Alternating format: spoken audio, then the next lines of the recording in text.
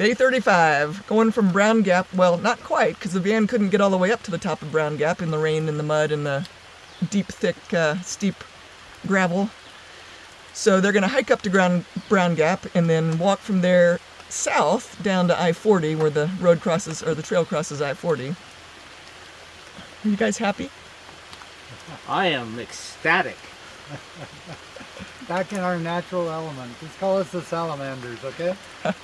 All right, boys, have fun storming the castle. All right. Take care. The start of our trip, day 35, going back up the hill. So, yeah, we were supposed to get dropped off at Brown Gap, but the van's not going to make it up the hill, so we're walking. I think it's a testament to us, and in spite of all the suckiness, we keep going. Yeah. That's the exit of the AT going north. That's going north. And that's the AT going south, which is what we're doing.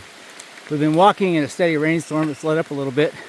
Well, we're finally off the road and on the trail. Maybe just a 0.3 miles in or something. But we got about, I don't remember, 9 miles to go, 10 miles, something. But the funny thing is we're getting our gear ready at the hotel in the bright sun. It was hot. Even as we were driving up, the weather's been nice.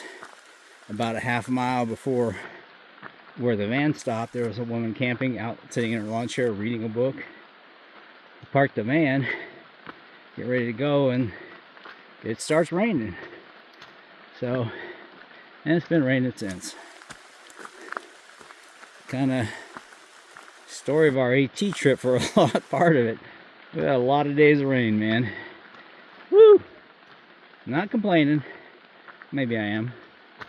But I hope it gets better at some point.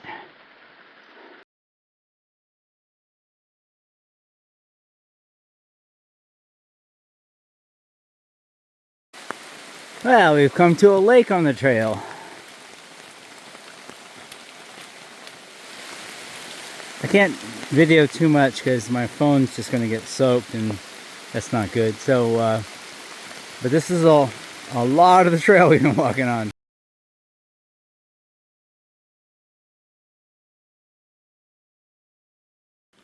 All right, at least now the rain has let up. We've been a few hours into this. And we got about, I think I misspoke earlier about the number of miles. It was more than 12. I think we still have almost 10, or I don't know. I'll have to look. I want to show you a rare sight. Sun. All right, our sun was short-lived, as you can see. We've had more rain. It's overcast now. We're heading at the very top of Snowbird Peak. And you see these posts. The interesting object at the top of this will be the air traffic control thing. So it's like a radar thing, I think. We'll check it out.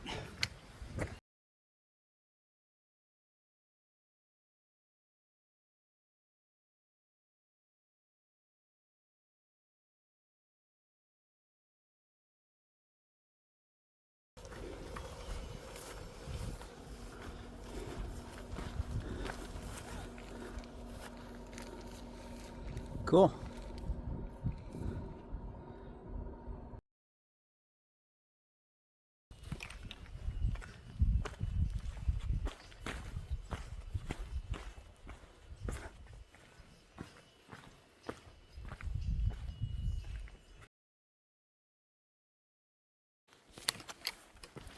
Well, that air traffic controller dome thing is cool. It's on quite a long ridge, which is kind of surprising. It's very exposed, and based on weather today, it was cold up there and windy. So I'm glad to get out of that. We just dipped down below the crest of the mountain again in Snowbird Mountain, and back on the trail. The good news is for me is it's all downhill now, which is not necessarily easy, but less energy than going uphill. We got about 5 miles to get down to the van at I-40. And that'll complete today's hike. So, I don't know if I mentioned, but we decided to go southbound on this one segment. So we went to the that road where the van couldn't really get up and hiked southbound to the I-40 intersection. So that's interesting. I met one hiker going northbound. We've met a few actually, but one hiker going northbound who had a through tag. He saw my through tag and he said, "Wait, are you going southbound or northbound?" And I said, "Well, no, we're kind of doing both, but right now we're southbound." He goes, "Oh, good. I thought I was going the wrong way." Because, of course, most people are going northbound from here. So, anyways, that was amusing to me.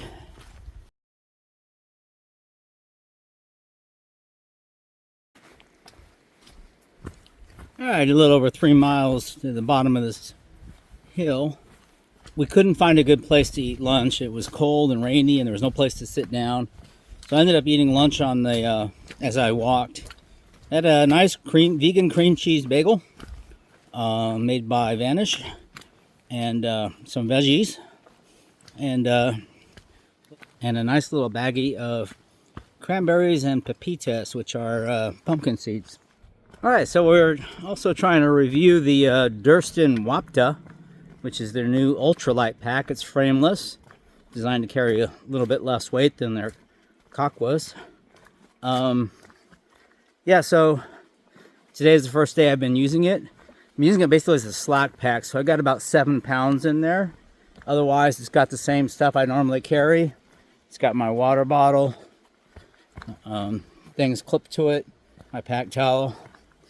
And today being a rainy day, I went ahead and put a pack cover over it. Kind of oversized, but it worked. All right, it's almost comical. We dealt with this pretty bad rain. And finally, a couple miles out from our final destination today, the rain stopped and we're like, cool, and we're drying out. Clothes are almost dry. I'm 0.4 miles from our destination. In other words, we'll be there in 15 minutes. And guess what? It's raining. I'd already taken off all my rain gear. And yeah, I tell you, this rain has been something else. Other than that, it's been a pretty easy day, by the way. Let me recap the day. Just the weather's been the only issue that's been adding difficulty. And it's definitely coming down now. But the terrain, been a bit rocky, but not bad. And, you know, I think we did something like 13 miles, under 2,000 feet of climb. So not too bad. All right, I'm gonna have to put away the phone and, shit, we're getting wet. So the irony is, I was formulating in my head how to make a thumbnail with like, we have a hike with a happy ending, thinking about how the weather was finally nice. And nope. We're going to be drenched. The downside is also we're boondocking in the van, which means that we are all staying in the van tonight, not going to a hotel, which we may regret, but we're all going to be wet in the van. So it's just more problematic. It's not a big deal. But in a hotel, we can spread all our stuff, dry out, and, you know, that kind of stuff. We can't really spread out in the van. We're just going to have to keep all the wet stuff wet until we get somewhere where we can dry it out. So we just came out right there. That road goes up to Standing Bear Hostel. The AT continues down this gravel road, which we'll be walking for a while. So we're walking down, and it, look at the, I don't know if the colors will come out on the camera phone, but it's pretty cool. I think it's cool how the trees are growing right on the rocks, but look at how big this rocky outcropping is. And again, you have the interesting colors.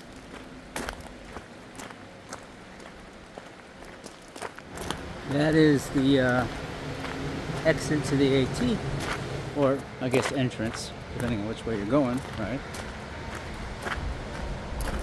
So it's kind of quite a contrast again, coming out of the quiet woods, hearing only rain and birds, and hitting I-40. And instead of being mindful of other hikers might be around you, try not to hold people up, which is kind of one of my things I'm always thinking about. I'm actually have to be mindful of not getting run over by some car raining around here. So that's something you don't think about on the trail. But here we go.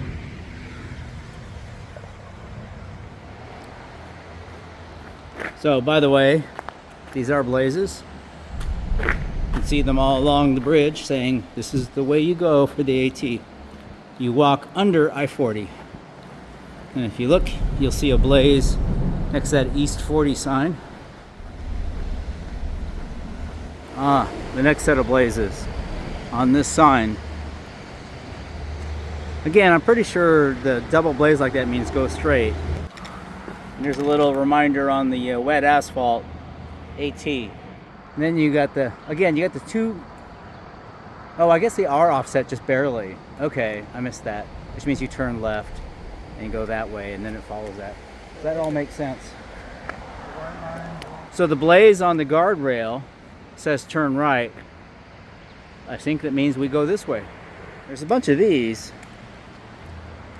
I don't know, but it seems like they might be blazes to try to tell you keep going this way. Okay. There's a new one. That is actually a blaze under the dirt on a half PVC pipe. The good thing is there's little traffic here, but this road seems kind of sketchy to walk on. I guess maybe we should have walked on the other side.